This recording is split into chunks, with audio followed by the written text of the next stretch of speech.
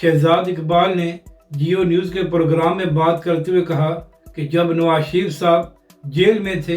تو ایک بار میں بھی ان سے ملاقات کرنے کے لیے گیا تھا، تو اس دن 50 سے 60 لوگ نواز شریف سے ملاقات کرنے کے لیے گئے ہوئے تھے، اور یہ لوگ 10 اور 15 لوگوں کی ٹولیوں میں جا کر نواز شریف سے ملاقات کر رہے تھے، اور اس کے ساتھ ساتھ نواز شریف صاحب کا اے سی بھی لگا ہوا تھا۔ تو سوال یہ ہے کہ جب نواز شریف صاحب سے جیل میں 50 سے 60 لوگ ایک دن ملاقات کر سکتے ہیں، تو پھر آخر کیا وجہ ہے کہ عمران خان کی بہنوں کی ملاقات نہیں کرائی جا رہی؟ عمران خان سے سیاسی اختلافات ہو سکتے ہیں، مگر پھر بھی اس بات کی مذمت ہونی چاہیے کہ آخر کیا وجہ ہے کہ پچھلے 3 ہفتوں سے عمران خان کی بہنوں کی ملاقات نہیں کرائی گئی، اور آخر علیمہ خان صاحبہ سے اتنا خوف کیوں ہے کہ ان کو ملنے نہیں دیا جا رہا؟